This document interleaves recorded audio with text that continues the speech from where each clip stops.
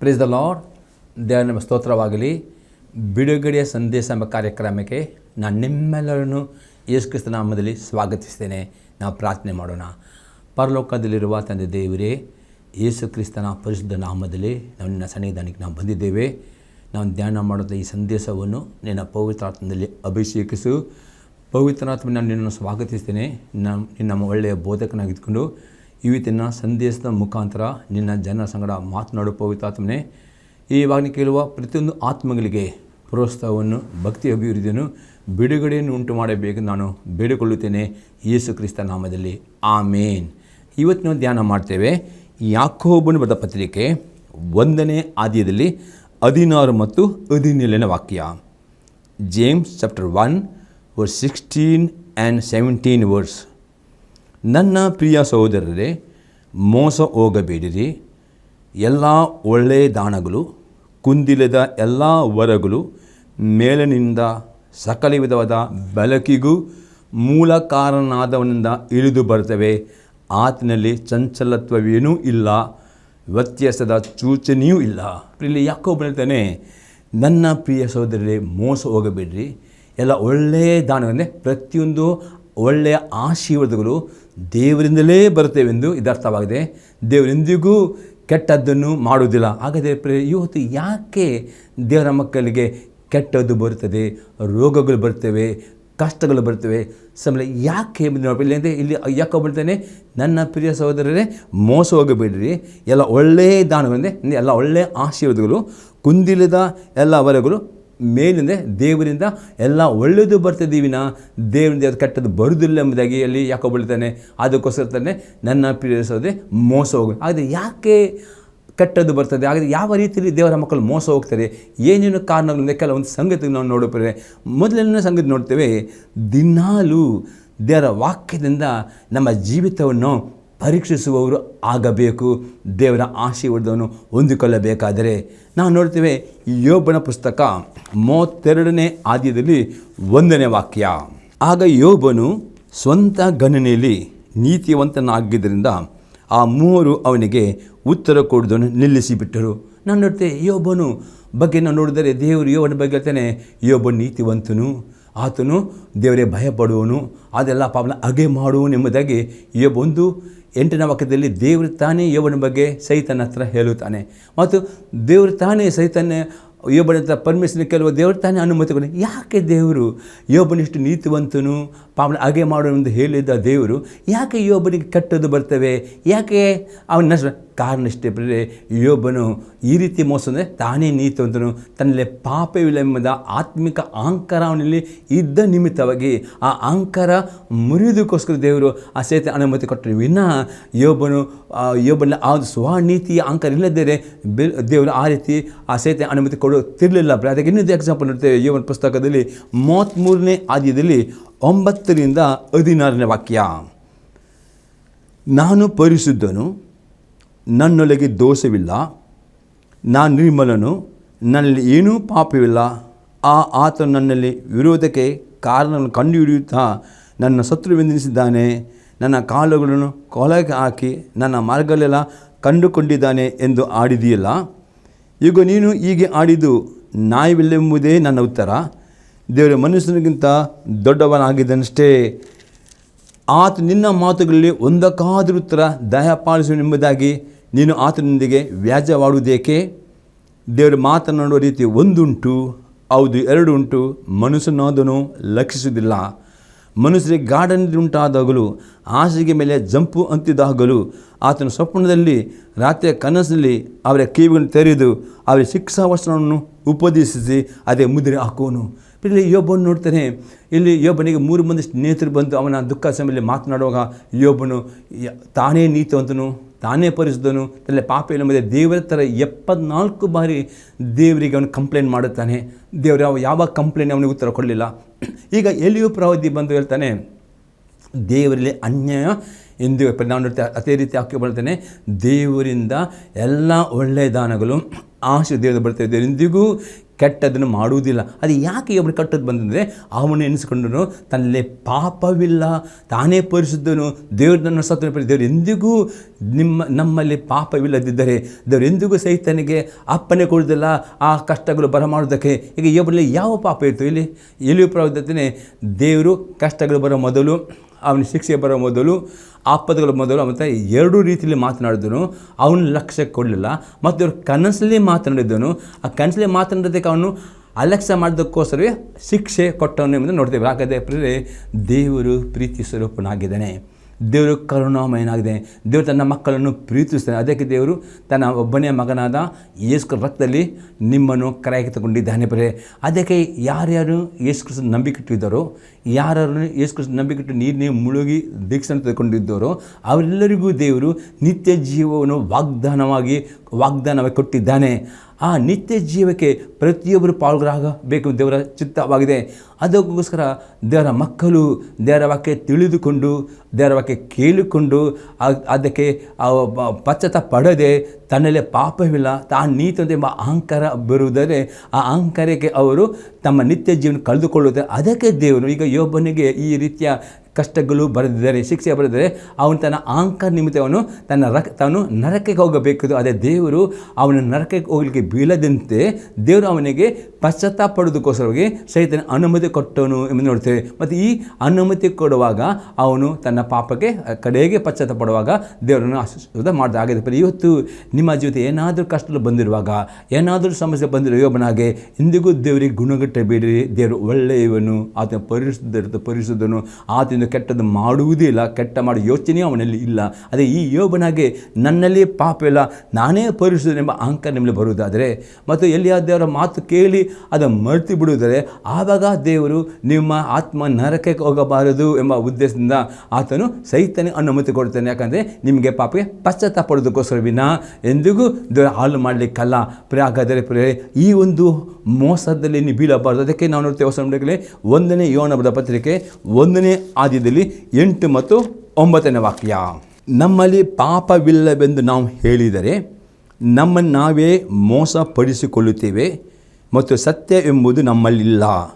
ನಮ್ಮ ಪಾಪವನ್ನು ಒಪ್ಪಿಕೊಂಡು ಅರಿಕೆ ಮಾಡಿದರೆ ಆತ ನಂಬಿಗಸ್ತು ನೀತಿವಂತ ಆಗಿದ್ದರಿಂದ ನಮ್ಮ ಪಾಪಗಳನ್ನು ಶ್ರಮಿಸಿಬಿಟ್ಟು ಸಕಲ ಅನೀತಿಯನ್ನು ಪರಿಹರಿಸಿ ನಮ್ಮನ್ನು ಶುದ್ಧಿ ಮಾಡುವನು. ಇಲ್ಲ ಅಪ್ಪ ನೀವು ಅತಿ ಸ್ಪಷ್ಟತೆ, ನಮ್ಮಲ್ಲಿ ಪಾಪವಿಲ್ಲವೆಂದು ನಾವು ಹೇಳಿದರೆ ನಮ್ಮನ್ನು ನಾವೇ ಮೋಸಪಡಿಸಿಕೊಳ್ಳುತ್ತೇವೆ ಮತ್ತು ಸತ್ಯ ಎಂಬುದು ನಮ್ಮಲ್ಲಿಲ್ಲ. ಈಗ ಒಬ್ಬ ಹೇಗೆ ಮೋಸ ಅಂದರೆ ಅವನು ನಾನೇ ನೀತಿವಂತನು, ನನ್ನಂಗಿಂತ ನೀತಿವಂತರು ಯಾರಿಲ್ಲ, ನಾನೇ ಪೂರಿತ, ಪಾಪ ಇಲ್ಲ, ಈ ರೀತಿ ಅವನಲ್ಲಿ ಅಹಂಕಾರ ಬಂದ ನಿಮಿತ್ತವಾಗಿ ಅವನು ಮೋಸ ಹೋದಂತೆ ಪ್ರೇರೆ ದೇವರ ಮಕ್ಕಳಾದ ನೀವು ಪ್ರೇರೆ ಹೌದು ಯೇಸು ಕ್ರಿಸ್ತ ನಂಬಿಕೆ ಇಡುವುದರ ಮುಖಾಂತರ ಆತನ ರಕ್ತ ಮುಖಾಂತರ ನೀರಿನಲ್ಲಿ ಮುಳುಗಿಕೊಂಡ ನಿಮಿತ್ತ ದೇವರು ನಮ್ಮ ನೀತಿವಂತನಾಗಿ ದೇವರು ನಿಮ್ಮ ನಿರ್ಣಯ ಮಾಡಿದ್ದಾನೆ. ಮತ್ತು ನಿಮಗೆ ತನ್ನ ಪವಿತ್ರ ಆತ್ಮನ್ನು ಕೊಟ್ಟು ನಿಮ್ಮ ಆತ್ಮ ಮುದ್ರಿನ ಹಾಕಿದ್ದಾನೆ. ನೀವು ನೀತಿವಂತರು, ದೇವರ ಪರಿಶುದ್ಧರು ಆಗಿದ್ದೀರಿ. ಆದರೆ ಆ ನೀತಿವಂತಿಗೆ ಬೆಳವಣಿಗೆ ಆಗಬೇಕು, ಆ ಪರಿಶುದ್ಧನ ಅಭಿವೃದ್ಧಿ ಆಗಬೇಕು. ಆ ನೀತಿವಂತರಾಗಿ ಪಾಪ ಬಿಟ್ಟು ದೇವರ ಇಚ್ಛೆ ಆಗಿದೆ. ಈಗ ಯೋಬನು ನೀತಿವಂತನು, ಯೋಬನ ಬಗ್ಗೆ ನೀತಿವಂತ ಆದರೆ ಅವನು ನೀತಿವಂತ ಹೌದು. ಅದಕ್ಕೆಲ್ಲ ಪಾಪಗಳು ಅವನಲ್ಲಿದ್ದ ನಿಮಿತ್ತವಾಗಿ ದೇವರು ಅವನಿಗೆ ಆ ಪಶ್ಚಾತ್ತಾಪ ನಡೆಸೋಕ್ಕೆ ಆ ಕಷ್ಟಗಳು ಆಗದೆ. ಅದಕ್ಕೆ ಯೋಹನ ಹೇಳ್ತಾನೆ, ನಮ್ಮಲ್ಲಿ ಪಾಪವಿಲ್ಲನ್ನು ಹೇಳಿದರೆ ನಮ್ಮನ್ನೇ ಮೋಸಪಡಿಸಿಕೊಳ್ಳಿ ಮತ್ತು ಸತ್ಯ ಎಂಬುದು ನಮ್ಮಲ್ಲ. ಅದಕ್ಕೋಸ್ಕರ ನಿಮ್ಮ ಜೀವಿತದಲ್ಲಿ ನಿಮ್ಮ ಮೋಸ ಹೋಗದಂತೆ, ಅದ ಕಷ್ಟಗಳು ಸಂಕಟಗಳು ನಿಮ್ಮಲ್ಲಿ ಬರದಂತೆ ಎಲ್ಲ ಸಮಯದ ಅವರ ಆಶೀರ್ವಾದ ಹೊಂದಿಬೇಕಾದ್ರೆ ದಿನಾಲು ದೇವರ ವಾಕ್ಯದಿಂದ ನಿಮ್ಮ ಜೀವಿತ ಬೆಳಗಿನ ಜಾವ ರಾತ್ರಿ ಮಲಗುವಾಗ ಸಿಕ್ಕಿದ ಸಮಯದಲ್ಲಿ ಯಾವ ಸಮಯ ನಿಮಗೆ ಫ್ರೀ ಸಿಗುತ್ತೋ ಆ ಸಮಯದಲ್ಲಿ ನಿಮ್ಮ ಬೈಬಲ್ ತೆರೆದುಕೊಂಡು ನೀವು ಓದುವವರಾಗಬೇಕು. ಬರೀ ಓದೋದು ಮಾತ್ರ ಅಲ್ಲ, ವಾಕ್ಯ ಧ್ಯಾನಿಸುವವರು ಆಗಬೇಕು. ಆ ವಾಕ್ಯನ ಅರ್ಥ ಆಗುವಾಗ ಓದಬೇಕು. ಆ ವಾಕ್ಯ ಓದುವಾಗ ನಿಮ್ಮ ಜೀವಿತದಲ್ಲಿ ದೇವಾ ಪವಿತ್ರಾತ್ಮನೆ ಈ ವಾಕ್ಯದ ಮುಖಾಂತರ ನನ್ನ ಹೃದಯವನ್ನು ಪರೀಕ್ಷಿಸಿದೇವ, ನಲ್ಲಿ ಏನಾದರೂ ಪಾಪಗಳಿದ್ದ ತೋರಿಸಿಕೊಂಡು ಈ ರೀತಿಯ ಒಂದು ಮನಸ್ಸಿನಿಂದ ದೇವರ ವಾಕ್ಯ ಓದಬೇಕು ಪ್ರೇರೆ. ಆಗ ಓದುವಾಗ ಆ ವಾಕ್ಯ ನಿಮ್ಮಲ್ಲಿ ಪಾಪ ನಿಮ್ಮ ಮನಸ್ಸಾಕ್ಷಿ ಅಲ್ಲಿ ಚುಚ್ಚುವಾಗ ನೀವು ಒಪ್ಪಿಕೊಳ್ಳಬೇಕು. ದೇವ ಈ ಪಾಪನಲ್ಲುಂಟು, ಈ ಅವಿಧನಲ್ಲುಂಟು, ನಾನು ಒಪ್ಪಿಕೊಳ್ಳುತ್ತೇನೆ ಮತ್ತು ಇವತ್ತಿನ ವಾಕ್ಯಕ್ಕೆ ವಿಧೇಯನಾಗಿದ್ದೇನೆ ಎಂಬುದಾಗಿ ದೇವರಿಗೆ ಒಪ್ಪಿಸಿಕೊಳ್ಳಬೇಕು. ಪಾಪನ ಒಪ್ಪಿಕೊಳ್ಳ ಆಗ ಯೇಸು ರಕ್ತ ನಿಮ್ಮನ್ನು ತೊಳೆದು ನಿಮ್ಮನ್ನು ಶುದ್ಧೀಕರಿಸ್ತದೆ. ಅದು ಇದು ನೀವು ಮಾಡದೆ ಬರೀ ವಾಕ್ಯ ಓದ್ತಾ ಹೋಗುವುದಾದರೆ, ಏನು ನಿಮ್ಮ ಜೀವನ ಪರೀಕ್ಷಿಸದೇ ಇರುವುದರೆ ಆಗ ಪ್ರಿಯರೇ ನೀವು ಮೋಸ ಹೋಗ್ತೀರ. ಯಾಕಂದರೆ ನಿಮ್ಮಲ್ಲಿ ಸಣ್ಣ ಸಣ್ಣ ಪಾಪಗಳು ಬಂದು ಗೂಡು ಕಟ್ಟುವುದು ನಿಮ್ಗೆ ಗೊತ್ತೇ ಆಗುವುದಿಲ್ಲ ಪ್ರಿಯರೇ. ಕಷ್ಟ ಬರುತ್ತೋ ಕಾಯಬೇಡಿ. ಅದಕ್ಕೆ ದಿನಾಲು ಪ್ರಿಯರೇ ನಿಮಗೆ ದೇವರ ಒಳ್ಳೆಯ ಆಶೀರ್ವಾದ ಬೇಕಾ, ದೇವರ ದಯ ಬೇಕಾ? ಪ್ರತಿದಿನ ಪ್ರಿಯರೇ ಬೆಳಿಗ್ಗೆ ಎದ್ದ ಕೂಡಲೇ ರಾತ್ರಿ ಯಾವ ಟೈಮ್ ನಿಮಗೆ ಸಿಗುತ್ತೆ ಆ ಟೈಮ್ ಪ್ರಿಯರೇ ಬರೀ ಪ್ರಾರ್ಥನೆ ಮಾಡೋದು ಮಾತ್ರ ಅಲ್ಲ, ದೇವರ ವಾಕ್ಯನೂ ಓದಬೇಕು, ವಾಕ್ಯದಲ್ಲಿ ನಿಮ್ಮ ಹೃದಯವನ್ನು ಪರೀಕ್ಷಿಸಬೇಕು, ಪಾಪದ ಒಪ್ಪಿಕೊಳ್ಳಬೇಕು. ಆಗ ನೀವು ಮೋಸ ಹೋಗುವುದಿಲ್ಲ. ಒಂದು ವೇಳೆ ಹೌದು ಯೇಸು ನಂಬಿಕೆ ಇಟ್ಟಿದ್ದವರು ನೀವು ನೀತಿವಂತರು 100% ಪವಿತ್ರಾತ್ಮ ಒಳಗೆ ಇದ್ದಾನೆ, ಗ್ಯಾರಂಟಿ, ಅದು ನಿತ್ಯ ಜೀವನ ಕೊಟ್ಟಿದೆ. ಆದರೆ ನೀವು ಈ ನಿಮ್ಮ ಜೀವಿತನ ಪರೀಕ್ಷಿಸದೇ ಇರುವುದಾದರೆ, ತಾನೇ ನೀತಿವಂತ ಎಂಬ ಅಹಂಕಾರ ಇರುವುದಾದರೆ, ದೇವರು ತಾನೇ ಪ್ರೇರೆ ನೀವು ಪಶ್ಚಾತ್ತಾಪ ಪಡೆದಕ್ಕೋಸ್ಕರವಾಗಿ ನಿಮಗೆ ನಿತ್ಯ ಜೀವ ವಾಗ್ದಾನ ಮಾಡಿದ ನಿಮಿತ್ತವಾಗಿ ಆ ಸೈತಾನ ಅನುಮತಿ ಕೊಡುತ್ತೆ. ಆಗ ಸೈತಾನ ಬಂದು ನಿಮ್ಮ ಆಸೆಯನ್ನು ಕದ್ದುಕೊಂಡು ಹೋಗುತ್ತೆ. ದೇವರಲ್ಲ ಪ್ರೇಕ, ದೇವರು ಯೋಬನ ಆಸೆ ಕದ್ದುಕೊಂಡ ಸೈತಾನ ಕದ್ದುಕೊಂಡು ಹೋದನು. ಅದು ಯೋಬನ ಪಶ್ಚಾತ್ತಾಪ ಪಡುವಾಗ ದೇವರು ಅವನು 2 ಪಟ್ಟು ಕೊಟ್ಟರು. ಅದಕ್ಕೆ ಪ್ರೇರೆ ನಿಮಗೆ ಆ ರೀತಿ ಕಷ್ಟಗಳು ಬೇಡವಾದರೆ ದಿನಾಲು ಪ್ರೇರೆ ಮೋಸ ಹೋಗದಂತೆ ವಾಕ್ಯವನ್ನು ಓದಿಯವರು, ಧ್ಯಾನಿಸೋರು, ನಿಮ್ಮದು ಪರೀಕ್ಷಿಸೋರು, ಪಾಪದ ಅರಿಕೆ ಮಾಡೋರು ಆಗಬೇಕು ಪ್ರಿಯರೇ. ಈಗ 2ನೇ ಸಂಘ ನೋಡ್ತೇವೆ, ದುಷ್ಟರ ಸಹವಾಸವನ್ನು ಬಿಟ್ಟು ಬಿಡುವವರ ಆಗಬೇಕು. 1ನೇ ಕೊರಿಂಥದವರಿಗೆ ಬರೆದ ಪತ್ರಿಕೆ 15ನೇ ಅಧ್ಯಾಯದಲ್ಲಿ 33 ಮತ್ತು 34ನೇ ವಾಕ್ಯ, ಮೋಸ ಹೋಗಬೇಡಿರಿ, ದುಷ್ಟ ಸಹವಾಸವು ಸದಾಚಾರವನ್ನು ಕೆಡಿಸುತ್ತದೆ. ಅಪೊಸ್ತಲರು ಮೋಸ ಹೋಗಬೇಡಿರಿ, ದುಷ್ಟ ಸಹವಾಸವು ಸದಾಚಾರವನ್ನು ಕೆಡಿಸುತ್ತದೆ. ಇಂಥ ಅಮಲಿನಿಂದ ಹೆಚ್ಚಿತು ನೀತಿವಂತರಾಗಿರಿ, ಪಾಪವನ್ನು ಬಿಟ್ಟು ಬಿಡಿರಿ. ಕೆಲವರಿಗೆ ದೇವರ ವಿಷಯದಲ್ಲಿ ಜ್ಞಾನವಿಲ್ಲ, ನಿಮಗೆ ನಾಚಿಕೊಟ್ಟಬೇಕಿದ್ದನ್ನು ಹೇಳುತ್ತೇನೆ. ಇವತ್ತು ಇನ್ನು ಕೆಲವರು ಪ್ರಿಯರೇ ಮೋಸ ಹೋದ ಕಾರಣ ದುಷ್ಟರ ಒಟ್ಟಿನ ಕೆಲಸ ಮಾಡಬೇಕು ಎಲ್ಲ ಮಾಡದೆ ಅವರೊಟ್ಟಿನ ಸಹವಾಸ, ಅವರೊಟ್ಟಿಗೆ ಇಜ್ಜೋಡಾಗಬಾರದು. ಬರೀ ನೀವು ಯಾವಾಗ ದುಷ್ಟರು ಇಜ್ಜೋಡಾಗ್ತಿರೋ, ದುಷ್ಟರು ನಿಮ್ಮ ಬಿಸ್ನೆಸ್ ಪಾರ್ಟ್ನರ್ಶಿಪ್ ಮಾಡ್ತಿರೋ, ದುಷ್ಟರು ನಿಮ್ಮ ಮದುವೆ ಸಂಗತಿಗಳು ಮಾಡಿ ಆಗ ನೀವು ಮೋಸ ಹೋಗ್ತೀರಿ ಪ್ರಿಯರೇ. ಅದಕ್ಕೋಸ್ಕರ ಕೆಲವು ಕಷ್ಟಗಳು ಅದಕ್ಕೆ ಅಪೊಸ್ತಲ ಪೌಲನು ಹೇಳ್ತಾನೆ, ನೀವು ದುಷ್ಟರ ಸಹವಾಸವನ್ನು ಬಿಟ್ಟು ಬಿಡಬೇಕು. ದುಷ್ಟರ ಸಹವಾಸ ಮಾಡಿದರೆ ಅದು ನಿಮ್ಮ ಸಹ ಕೆಡಿಸ್ತದೆ. ಅದಕ್ಕೆ ಇಂಥ ಅಮಲಿನಿಂದ ಹೆಚ್ಚಿತು ನೀತಿವಂತರಾಗಿ ಪಾಪವನ್ನು ಬಿಟ್ಟು ಬಿಡಿರಿ. ಅದೇ ಇವತ್ತು ನಿಮ್ಮ ಜೀವಿತ ಪರೀಕ್ಷೆ. ಎಲ್ಲಿಯಾದರೂ ದುಷ್ಟರ ಒಟ್ಟಿಗೆ ನೀವು ಸಹವಾಸ ಮಾಡುವುದಾದರೆ, ದುಷ್ಟರ ಒಟ್ಟಿಗೆ ನೀವು ಒಡಂಬಡಿಕೆ ಮಾಡುವುದಾದರೆ, ಅವರೊಟ್ಟಿಗೆ ನಿಮ್ಮ ಬಿಸ್ನೆಸ್ನಲ್ಲಿ ಪಾರ್ಟ್ನರ್ಶಿಪ್ ಮಾಡುವುದಾದರೆ, ಅವರೊಟ್ಟಿಗೆ ನಿಮ್ಮ ಮದುವೆಗೋಸ್ಕರ ಜೀವನ ಈ ರೀತಿ ಏನು ದುಷ್ಟರ ಒಂದು ಸಹವಾಸ ಇರುವುದರೆ ಇವಾಗ ಅದರಿಂದ ಪ್ರತ್ಯೇಕವಾಗಿ ದುಷ್ಟರ ಸಹವಾಸದಲ್ಲಿ ಬಿದ್ದರೆ ಅವರ ದುಷ್ಟ ಸಹವಾಸ ನಿಮ್ಮ ಒಳ್ಳೆತನವನ್ನು ನಿಮ್ಮ ಕೆಡಿಸ್ತದೆ. ನೀವು ಮೋಸ ಅದಕ್ಕೆ ಕಷ್ಟಗಳು ಬರ್ತದೆ. ಅದಕ್ಕೆ ನಿಮ್ಮ ಕಷ್ಟಗಳು ಬೇಡ. ಅದು ಲೋಕ ದುಷ್ಟರು ಇದ್ದರೆ ನಾವು ಪ್ರಾರ್ಥನೆ ಮಾಡಬೇಕು, ಪ್ರೀತಿ ಮಾಡಬೇಕು, ಕೆಲಸ ಮಾಡಬೇಕು, ಎಲ್ಲವೂ ಮಾಡಿ ಅದು ಅವರ ಒಂದು ಸಹವಾಸದಲ್ಲಿ ಅವರ ಇಜ್ಜೋಡು ಆಗದಾಗೆ ಜಾಗರೂಕರಾಗಬೇಕು ಎಂಬುದಾಗಿ ಅಪೊಸ್ತಲ ಪೌಲನು ಹೇಳುವನಾಗಿದ್ದಾನೆ. ಪ್ರಿಯರೇ 3ನೇ ಸಂಗತಿ ನೋಡ್ತೇವೆ, ಸರಿಯಾದ ಸ್ವಭಾವವನ್ನು ಅನುಸರಿಸಿ ನಡೆಯುವರಾಗಬಾರದು. ಗಲಾತ್ಯದವರಿಗೆ ಪತ್ರಿಕೆ 6ನೇ ಅಧ್ಯಾಯದಲ್ಲಿ 7 ಮತ್ತು 8ನೇ ವಾಕ್ಯ, ಮೋಸ ಹೋಗಬೇಡಿರಿ, ದೇವರು ತಿರಸ್ಕಾರ ಸಹಿಸುವವನಲ್ಲ, ಮನುಷ್ಯನನ್ನು ಏನು ಬಿತ್ತುತ್ತಾನೋ ಅದನ್ನೇ ಕೊಯ್ಯಬೇಕು. ತನ್ನ ಶರೀರ ಭಾವವನ್ನು ಕುರಿತು ಬಿತ್ತುವವನು ಆ ಭಾವದಿಂದ ನಾಶನವನ್ನು ಕೊಯ್ಯುವನು, ಆತ್ಮನ ಕುರಿತು ಬಿತ್ತುವವನು ಆತ್ಮನಿಂದ ನಿತ್ಯ ಜೀವನ ಕೊಯ್ಯುವನು. ಅತಿ ಸ್ಪಷ್ಟ ಹೇಳ್ತದೆ, ಮೋಸ ಹೋಗಬೇಡಿರಿ, ದೇವರು ತಿರಸ್ಕಾರ ಸಹಿಸುವವನು ಅಲ್ಲ. ಮನುಷ್ಯನು ಏನು ಬಿತ್ತುತ್ತಾನೋ ಅದನ್ನೇ ಕೊಯ್ಯಬೇಕು. ಇದು ಲೋಕದ ಈ ಭೂಮಿಯ ಒಂದು ಕ್ರಮವಾಗಿದೆ. ನಾವು ಆದಿಕಾಂಡ ಪುಸ್ತಕ 8ನೇ ಅಧ್ಯಾಯದಲ್ಲಿ 22ನೇ ವಾಕ್ಯದಲ್ಲಿ ಈಗ ಬರೆಯಲ್ಪಟ್ಟಿದೆ, ಈ ಭೂಮಿಯಲ್ಲಿ ಈ ಒಂದು ನಿಯಮ ಇಟ್ಟಿದೆ, ಬಿತ್ತುವುದು, ಕೊಯ್ಯುವುದು, ಮಳೆಗಾಲ, ಚಳಿಗಾಲ, ಬೇಸಿಗೆಗಾಲ, ಇದೆಲ್ಲ ಒಂದು ನಿಯಮ ಉಂಟು. ಅದು ಈ ಭೂಮಿಯ ನಿಯಮವಾಗಿದೆ. ಪ್ರಕೃತಿ ನಿಯಮ. ಏನು ಮನುಷ್ಯ ಬಿತ್ತುತ್ತಾನೋ ಅದನ್ನೇ ಕೊಯ್ಯುತ್ತಾನೆ. ಅದಕ್ಕೋಸ್ಕರ ನೀವು ಬಿತ್ತುವ ಮೊದಲು ತುಂಬ ಎಚ್ಚರಿಕೆಯಿಂದ ಒಳ್ಳೆಯ ಬೀಜನ ಬಿತ್ತರೆ ಒಳ್ಳೆಯದನ್ನು ಸಹ ಆಗಿದೆ. ಇವತ್ತು ಅಪೊಸ್ತಲ ಪೌಲನು ಹೇಳ್ತಾನೆ, ನೀವು ಶರೀರ ಭಾವವನ್ನು ಕುರಿತು ಬಿತ್ತುವುದಾದರೆ ಆ ಶರೀರ ಭಾವದಿಂದ ನಾಶನ ಕೊಯ್ಯುತ್ತೀರಿ, ಆತ್ಮನ ಕುರಿತು ಬಿತ್ತುವುದಾದರೆ ಆತ್ಮನಿಂದ ನಿತ್ಯ ಜೀವನ ಕೊಯ್ಯುತ್ತೀರಿ. ಅದಕ್ಕೋಸ್ಕರ ಯಾಕೆ ನಿಮಗೆ ನಾಶ ಬರುತ್ತೆ, ಅದಕ್ಕೆ ನಾವು ಶರೀರ ಭಾವದಿಂದ ಬಿತ್ತುವುದೆಂದರೆ ಏನು ಎಂಬುದಾಗಿ ನಾವು ಗಲಾತ್ಯದವರಿಗೆ ಪತ್ರಿಕೆ 5ನೇ ಅಧ್ಯಾಯದಲ್ಲಿ 19ರಿಂದ 23ನೇ ವಾಕ್ಯ ತನಕ. ಶರೀರ ಭಾವದ ಕ್ರಮಗಳು ಪ್ರಸಿದ್ಧವಾಗಿವೆ.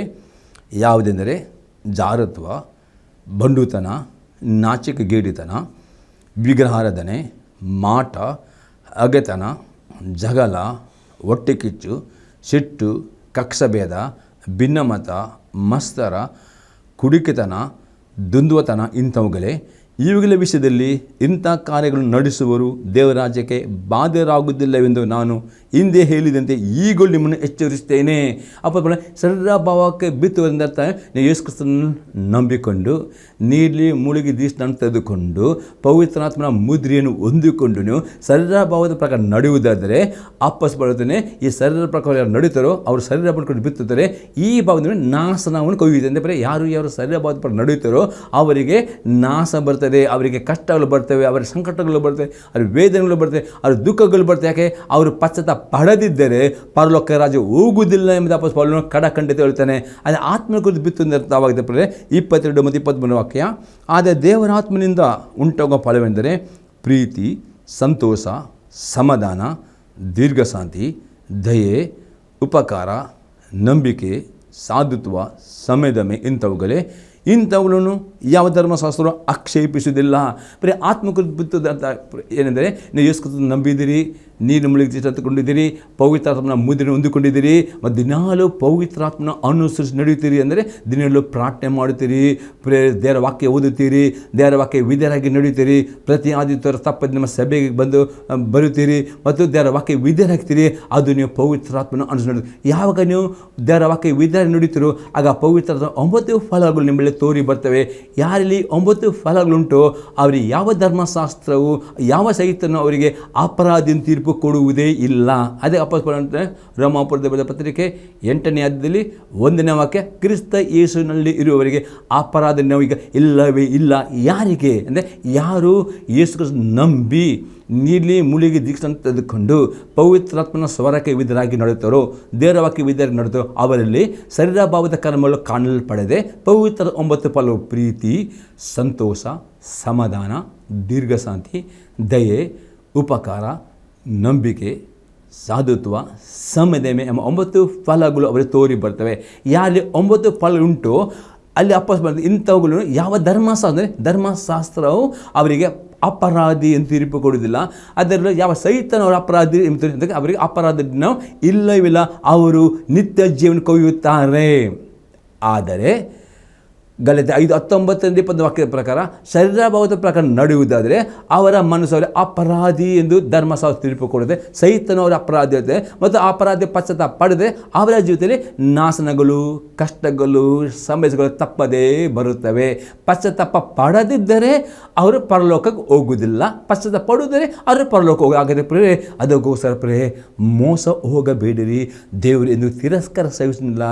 ಮನುಷ್ಯ ಏನು ಬಿತ್ತುವಾಗ ಭಾರಿ ಕಾರ್ಯಪ್ರಿಯರಿ, ಕೆಟ್ಟ ಬೀಜ ಇಮ್ಮಿಡಿಯೇಟ್ ಅದು ತೆಗೆದು ಬಿಡಿರಿ. ಅದು ಹಾಗೆ ಏನು ಬಿತ್ತುತ್ತಾನೋ ಅದನ್ನೇ ಕೊಯ್ಯಬೇಕು. ಸರಿಯಾಗಿ ಬಂದು ಬಿತ್ತುವವನು ನಾಶನ ಕೊಯ್ಯುವವನು. ಅದು ಬಿತ್ತು ನಿತ್ಯ ಜೀವನ ಪಾಕದ ಪ್ರೇರೆ. ದೇವರಲ್ಲಿ ಎಂದಿಗೂ ಅನ್ಯಾಯವಿಲ್ಲ. ಎಲ್ಲ ಒಳ್ಳೆಯ ದಾನಗಳು, ಎಲ್ಲ ವರಗಳು ಎಲ್ಲ ದೇವರಿಂದಲೇ ಬರುತ್ತವೆ. ಅದೇ ಕೆಟ್ಟ ದೇವರು ಮಾಡಿದ್ರೆ ಕೆಟ್ಟದ್ದು ಬರುವುದು ಸೈತನ್ನಿಂದ. ಅದು ಯಾಕೆ ಬರುತ್ತವೆ? ಯಾಕೆ ದೇವರ ಪರ್ಮಿಷನ್ ಅಂದರೆ ಯಾವಾಗ ನೀವು ಮೋಸ ಹೋಗುತ್ತೀರೋ ಆಗ ಸೈತನ ದೇವರ ಪರ್ಮಿಷನ್ ಪರ್ಮಿಷನ್ ಬರುತ್ತೆ. ಮತ್ತು ಸೈತನ ನಿಮ್ಮನ್ನು ಈ ರೀತಿ ಕಷ್ಟ ತೆಗೆದುಕೊಂಡು ಹೋಗ್ತೇವೆ. ದೇವರು ಅಲ್ಲ, ಅದಕ್ಕೆ ಮೋಸ ಹೋಗಬೇಡಿರಿ ಎಂಬುದಾಗಿ ಅಪೊಸ್ತಲ ಯಾಕೋಬನು ಹೇಳ್ತಾನೆ, ಪೌಲನು ಹೇಳುತ್ತಾನೆ. ಬರೇ ಈಗ 4ನೇ ಸಂಗತಿ ನೋಡ್ತೀವಿ ಬರೇ, ಅವಿಧೇಯರಾಗಬಾರದು. ಎಫೆಸದವರಿಗೆ ಬರೆದ ಪತ್ರಿಕೆ 5ನೇ ಅಧ್ಯಾಯದಲ್ಲಿ 6 ಮತ್ತು 7ನೇ ವಾಕ್ಯ. ಊರಿಲ್ಲದ ಮಾತುಗಳನ್ನಾಡುವವರಿಗೆ ಕಿವಿಗೊಟ್ಟು ಮೋಸ ಹೋಗಬೇಡಿರಿ. ಊರಿಲ್ಲಂದರೆ ಕೆಲವು ಬೋಧನೆ ಸುಳ್ಳು ಬೋಧನೆ, ಅನೇಕ ರೀತಿಯ ಸುಳ್ಳು ಬೋಧಕರು ಇದ್ದಾರೆ.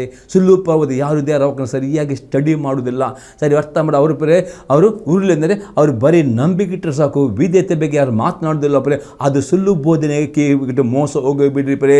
ದೇವರ ವಾಕ್ಯ ಯೇಸು ನಂಬಿಕೆ ಇಡಬೇಕು ಮತ್ತು ದೇವರ ವಾಕ್ಯ ವಿಧೇಯರಾಗಬೇಕು. ಇದು ಸ್ವಸ್ಥ ಬೋಧನೆ, ಇದು ಅಪೊಸ್ತಲ ಬೋಧನೆ ಆಗಿದೆ. ವಿಧೇಯತೆಗೆ ಪವಿತ್ರಾತ್ಮನ ಸತ್ಯದ ಆತ್ಮನು ಅದನ್ನು ಸತ್ಯಕ್ಕೆ ನಡೆಸುತ್ತಾನೆ.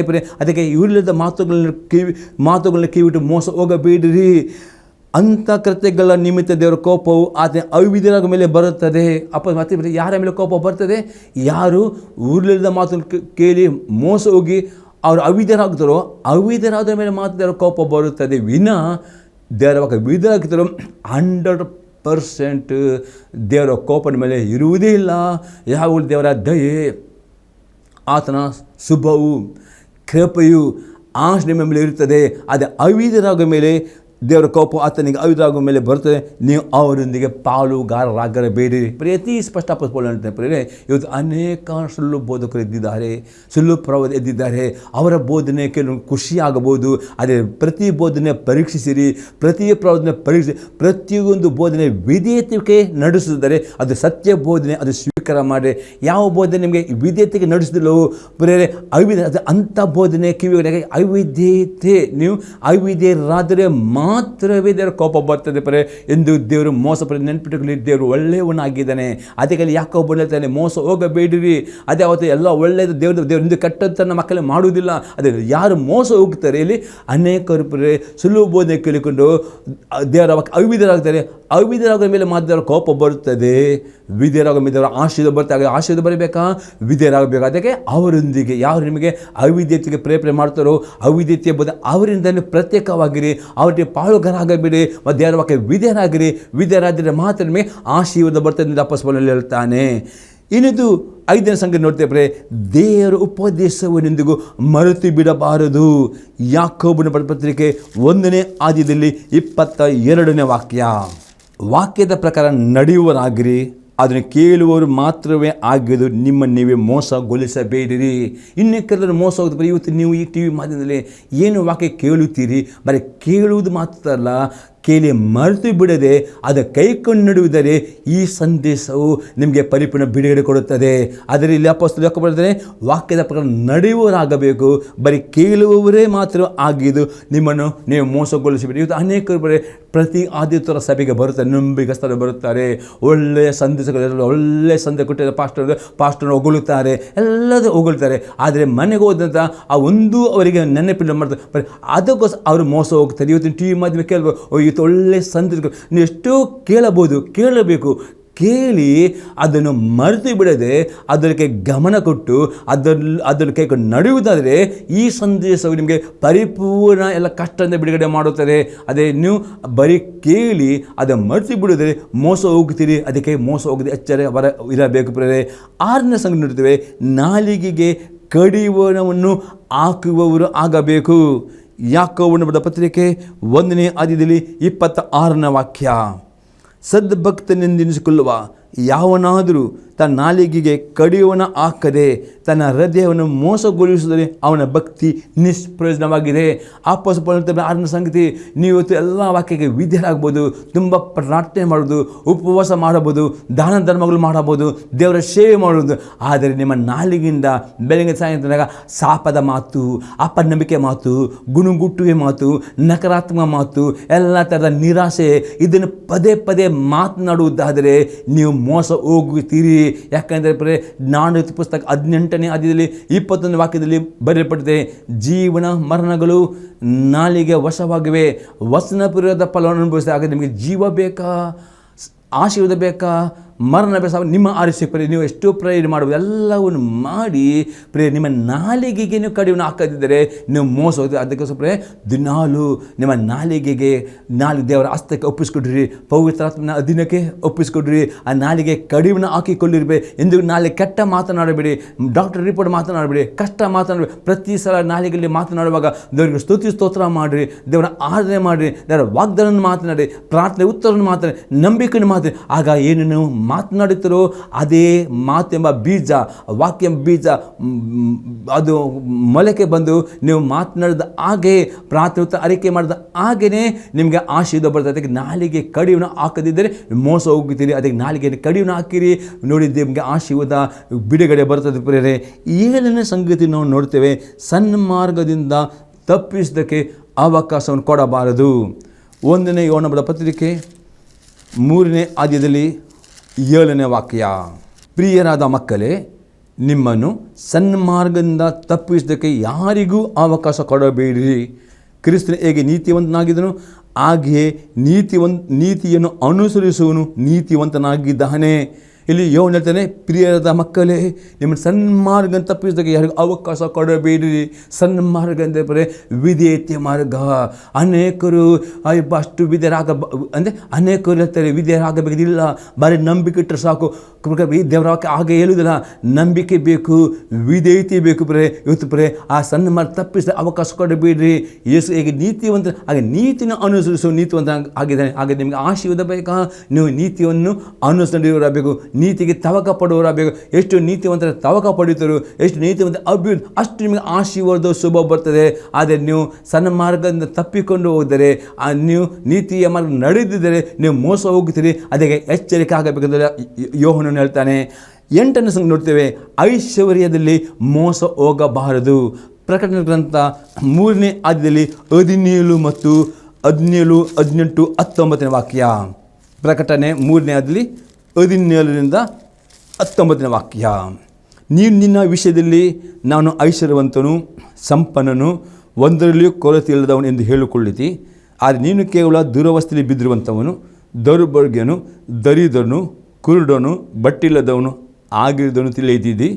ನೀನು ಐಶ್ವರ್ಯವಂತನಾಗುವಂತೆ ಬೆಂಕಿಲಿ ಪುಟ್ಟ ಹಾಕಿದ ಚಿನ್ನವನ್ನು, ಲಜ್ಜಾಸ್ಪದ ನಿನ್ನ ಬೆತ್ತತನ ಕಾಣಿಸಿದಂತೆ ಒದ್ದುಕೊಳ್ಳುವುದಕ್ಕೆ ಬಿಳಿ ವಸ್ತ್ರಗಳನ್ನು, ಕಣ್ಣು ಕಾಣುವಂತೆ ನಿನ್ನ ಕಣ್ಣುಗಳಿಗೆ ಹಚ್ಚುವುದಕ್ಕೆ ಅಂಜನವನ್ನು ನನ್ನಿಂದ ಕೊಂಡುಕೊಳ್ಳಬೇಕು. ನಿನಗೆ ಬುದ್ಧಿ ಹೇಳುತ್ತೇನೆ.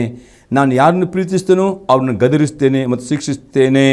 ಆದ್ದರಿಂದ ದೇವರ ಕಡೆಗೆ ಆದ್ದರಿಂದ ಆಸಕ್ತನಾಗಿರು. ಪ್ರಿಯ ನೋಡ್ತೇವೆ, ಈ ಲೌಕಿಕ ಸಭೆ ತುಂಬ ಐಶ್ವರ್ಯವಂತರಾಗಿದ್ದರು, ಏನೋ ಕೊರತೆ ಇಲ್ಲ. ಇವತ್ತು ಅನೇಕರು ಐಶ್ವರ್ಯದಲ್ಲಿ ಮೋಸ ಹೋಗುತ್ತಾರೆ. ಎಂದಿಗೂ ಮೋಸ ಹೋಗಬೇಡಿರಿ. ಇವು ತುಂಬ ಐಶ್ವರ್ಯವಂತರು.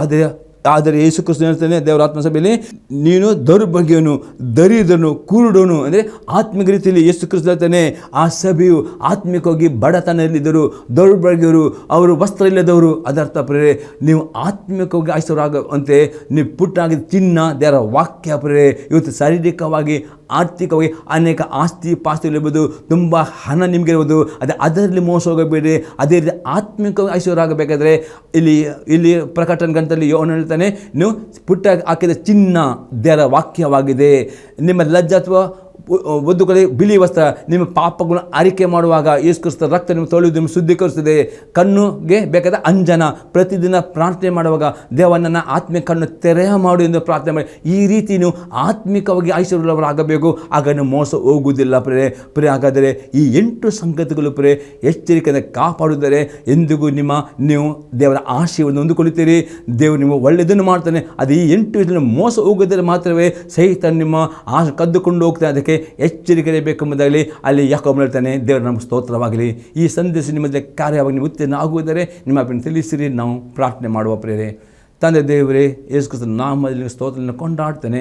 ಈ ಸಂದರ್ಭ ಪ್ರತಿಯೊಬ್ಬ ವೀಕ್ಷಕರು ದೇವ ಆ ನಿನ್ನ ವಾಕ್ಯದ ಪ್ರಕಾರ ಅವರು ಮೋಸ ಹೋಗದಂತೆ 8 ಸಂಗತಿಗಳು ಎಚ್ಚರಿಕೆಯಿಂದ ತಮ್ಮ ಜೀವನ ಕಾಪಾಡಿಕೊಂಡು ನಿನ್ನ ವಾಗ್ದಾನದ ಎಲ್ಲ ಆಶೀರ್ವಾದ ಕಡೆತನ ಅನುಭವಿಸುವುದನ್ನು ಕೃಪೆ ಕೊಡಿದವ. ಎಂದಿಗೂ ಅವರ ಆಶೀರ್ವಾದ ಸಹಿತ ಕದ್ದುಕೊಂಡು ಹೋಗಲಿಕ್ಕೆ ಅವರು ಬಿಡದಂತೆ ಎಚ್ಚರಿಕೆಯಲ್ಲಿ ಇರುವುದನ್ನು ಸಹಾಯ ಮಾಡಿ ನಾನು ಬೇಡಿಕೊಳ್ತೇನೆ ಯೇಸು ಕ್ರಿಸ್ತನ ನಾಮದಲ್ಲಿ. ಆಮೇನ್. ದೇವರು ನಿಮ್ಮನ್ನು ಆಶೀರ್ವಾದ ಮಾಡಲಿ.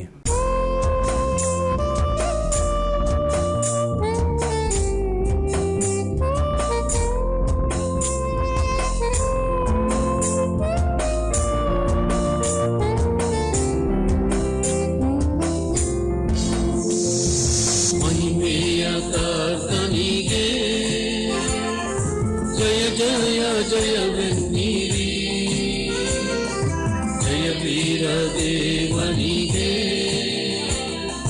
ನಿತ್ಯ ಸ್ತುತಿ